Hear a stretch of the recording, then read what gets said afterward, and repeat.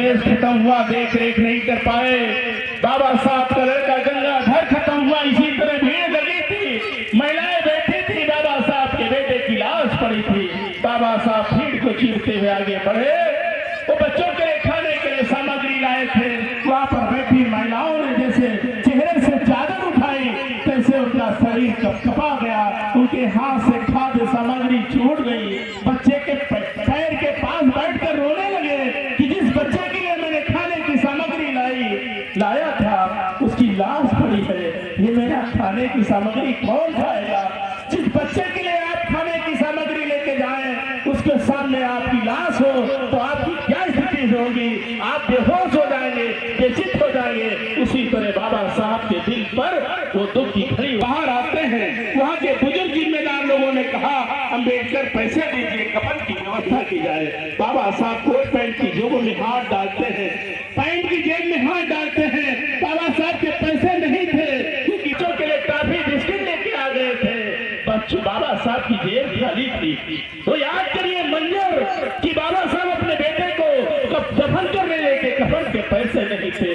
बाबा साहब अंदर जाते हैं, अपनी पत्नी के सर पे सर रखकर जो है कंधे पे सर रख के रोने लगते हैं। मैं कितना अभागा पिता और पति हूँ कि अपने बेटे को दफन करने के लिए कफन के पैसे नहीं है। धन्य है रमाबाई अम्बेडकर, उनकी पत्नी कितनी त्याग मूर्ति है। उन्होंने बाबा साहब के आंसुओं को पोंछा, बक्से के पास गई, साड़ी निकाली, फाड़ा और गंगाधर को लपेट कर दे दिया। बाबा साहब अपने बच्चे की लाश गई, मैं गंगाधर को दफन करके आया, मैं रमेश को खत्म हो गया, उसको देख नहीं पाया, मेरी हिंदू कहाँ है? जिस समय आप लंदन में जो है पढ़ रहे थे, आपने चिट्ठी लिखा कि रामू मेरे पास खाने के लिए पैसे नहीं, मैंने किताबें खरीद लिया, मैं भूखे रह करके पढ़ाई कर रहा हूँ, कुछ पैसे हो दे दीजिए। धन है रामाबाई अम्बेडकर, धन है वो माता जिसने आवारा पशुओं के गोद ऐसा भेज दिया, दवा के अभाव में आपकी बेटी मर गई, मुझे माफ करना। बाबा साहब कहते हैं कोई बात नहीं, मैं आप बाबा साहब उसको स्मरण करते हैं, कहते हैं मैं ऐसी पत्नी पाकर जो है मेरे भाग्य खुल गए, मैं 100 जन्मों तक रामू तुम्हारी जैसी पत्नी चाहता हूँ। बाबा साहब अम्बेडकर अधूरी पढ़ाई करके वापस आते हैं और उसके बाद शायद गायकवाड़ कुर्मी राजा के नौकरी करते हैं। उनको चपरासी दूर से पानी फेंक के देता है, उनको जो है पानी में गिलास अलग से रखता है, उनका 1:30 बजे रात को सामान बाहर फेंक दिया जाता है। सामान के साथ एक पेड़ के नीचे बैठे बाबा साहब रोते रहते हैं कि मैं 32 डिग्री का जो ज्ञाता हूँ, 14 भाषा का ज्ञाता हूँ, राजा का नौकर हूँ और मेरा सामान फेंका जा रहा है। मुझको कमरे पे नहीं, मुझको बैलगाड़ी से उतारा जा रहा, मुझको पानी नहीं दिया जा रहा, मुझको दूर से फाइल फेंकी जा रही है। मेरे समाज का हाल क्या होगा? उसी पेड़ के नीचे बड़ौदा में कसम खाते हैं कि मैं ऐसी व्यवस्था करूंगा कि हमारे लोग हजारों की संख्या में शहरों में मकान बनाएंगे।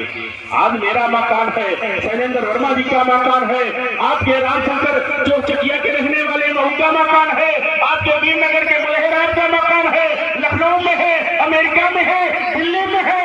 ये उनकी पढ़ाई की बदौलत नहीं, ये बाबा साहब के त्याग की बदौलत है। इसलिए बाबा साहब ने कसम खाई थी उनकी अधूरी पढ़ाई पूरी करने के लिए। दूसरे राजा कुर्मी राजा जो हमारे जो शैलेंद्र वर्मा जी के वंशज हैं, वो आए बाबा साहब के पास और बाबा साहब से कहा कि अम्बेडकर खड़े होइए, हम आपको पढ़ाने के लिए अपना खजाना खोलते हैं। कुर्मी राजा साहू जी महाराज जो कोल्हापुर के राजा थे, उन्होंने खजाना खोल दिया।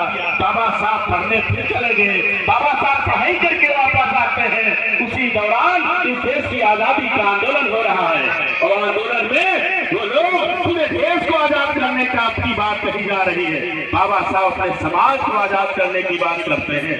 बाबा साहब कलाराम नासिक मंदिर आंदोलन का आवाज उठाते हैं, कहते हैं इस मंदिर को हमने बनाया, इस मंदिर की कपाट बंद है, हमको भी अधिकार चाहिए। तो पूजा के लिए नहीं, ये मानवीय गरिमा के लिए उन्होंने जो है मंदिर आंदोलन किया। उन्होंने जब अंग्रेजों को सूखा पड़ा, अंग्रेजों ने महातालाब आंदोलन करके कहा कि इस तालाब में अंग्रेजों ने शासनादेश जारी किया है कि जो प्यासा हो तालाब में पानी पी सकता है, लेकिन मेरे समाज के चमार पासी नरकंगड़ बढ़िया महारों अछूतों को पानी पीने का अधिकार मनवादियों ने नहीं दिया। बाबा साहब 5000 लोगों के साथ जाते हैं तो तालाब का पानी पीते हैं, पार्टी बोलते हैं, उन पर लाठियां चलती है, FIR दर्ज होती है, मेडिकल होती है, अखबारों में निकलता है और सारे सबूत ले जाकर के 1930-28-32 की गोल में सम्मेलन में पटकते हैं अंग्रेजों के मुंह पर कि आप 150 सालों तक इस देश में शासन किया, आपसे पहले मुगलों ने शासन किया, हमारे समाज की व्यवस्था, हमारे समाज की स्थिति 10 की 10 है, तो आप कल जाना चाहते हैं आज चले जाइए, लेकिन हमारे समाज को अधिकार दिए बगैर हम आपकी आजादी को नहीं मानने वाले हैं। बाबा साहब की शर्तें मानी जाती हैं, बाबा साहब को कन्या अवार्ड मिलता है, हमारे समाज को वोट का अधिकार मिलता है और बहुत सारे अधिकार मिलते हैं।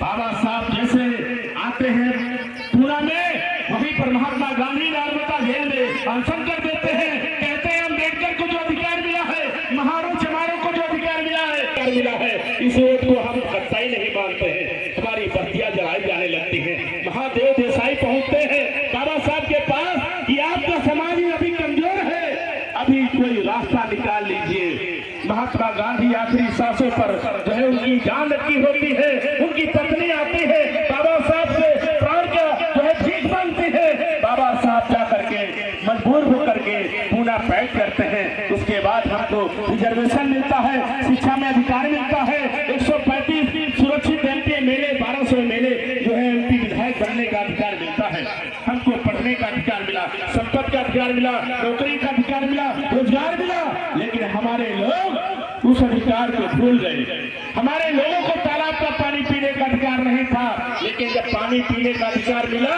तो बंद बोतल पानी पीना शुरू कर दिया। कौन सा? जहाँ पर लिखा है ठहरो, रुको, देखो, कैसी शराब की दुकान यही है। हमारे लोग रुक गए, हमारे लोगों ने तालाब का पानी नहीं पिया, लेकिन उस दाल जैसी शराब की बोतल, बंद बोतल का पानी पी लिया, अंग्रेजी शराब का पानी पी लिया और पी करके आए, महिलाओं से झगड़ा किया, पत्नी से झगड़ा किया, पड़ोसी से झगड़ा किया और कोई 100 नंबर फोन मिलाता है, पुलिस उठा ले जाती है। हमारे जैसे वकील वहां पर बैठकर उनको पैसा लेकर जमानत कराते हैं, 6 महीना दौड़ने का काम करते हैं।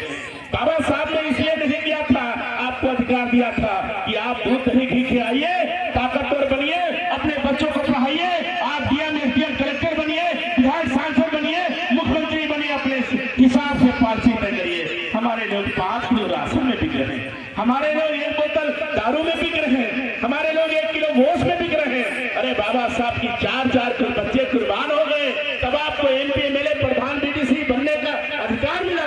इसलिए इस समय को, इस अधिकार को गवाए ना। वर्तमान परिवेश की सरकार शिक्षा बंद कर रही है, दारू के ठेके खोल रही है, चौराहे पर देसी दारू के ठेके खोले जा रहे हैं, सारी सड़कें बेच दी गई, सारे विभाग बेच दिए गए, नौकरी खत्म हो गई, एयरपोर्ट बेच दिए गए, कोई अधिकार नहीं बचा है। अरे अब तो जाओ, आपका संविधान बचा है, उसको बचा लो, अपने लड़ने वाले नेता को आगे और मजबूत कर दो। नहीं तो समय पर जब बाबा साहब आए थे, बाबा साहब का कुछ लोगों ने साथ दिया, कुछ लोगों ने विरोध किया। मानव कांसीराम साहब आए, कुछ लोगों ने साथ दिया, कुछ लोगों ने विरोध किया। आज वर्तमान परिवेश में चंद्रशेखर आजाद हर जोड़ के टक्कर में सड़कों से लेकर संसद तक लड़ने का काम कर रहे हैं। हम आप लोगों को आवाज करते हैं कि आप लोग वोट दीजिएगा नहीं दीजिएगा, आप लोग विचार करिए। एक बार 15 मार्च को हमारे चंद्रशेखर आजाद जी बाराबंकी में आ रहे हैं। 15 मार्च मानवर कांसीराम की जयंती पर चंद्रशेखर आजाद जी सांसद लोकसभा नगीना बाराबंकी की धरती पे आ रहे हैं। लोग लाखों लाख लोग महाराष्ट्र में, अभी भोपाल में 5 लाख लोगों की भीड़ उनको उंगली देखने के लिए, सुनने के लिए। हम आप ऐसे लोगों से निवेदन करते हैं कि आप लोग अपनी मोटरसाइकिल को उठाइएगा और ये सोचिएगा कि बाराबंकी आज मेला जा रहे हैं, आज कोई काम नहीं करेंगे, आज जो है पराठा पूरी बना करके बाराबंकी जाएंगे और चंद्रशेखर आजाद को सुनेंगे, समझेंगे। अगर आपकी वास्तव में सही लड़ाई लड़ रहा है तो आगे उनको मजबूत करेंगे। अगर आपने लड़ने वाला, फिरने वाला, संसद में बात रखने वाला नेता खो दिया तो दोबारा बार कोई नहीं मिलता है।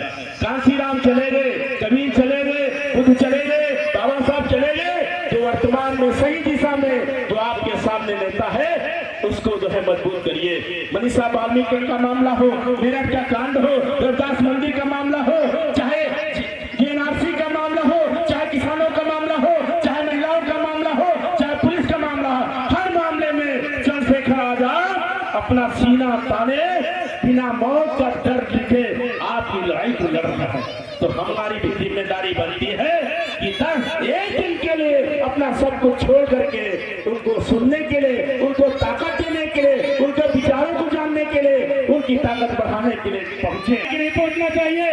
कितने लोग वहां पहुंचेंगे, जरा हाथ उठाकर बताओ।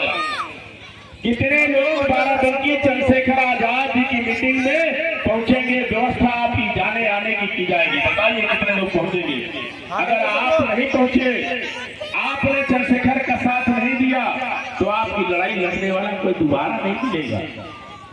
बहुत सारे लोग आज चंद्रशेखर के दीवाने हैं।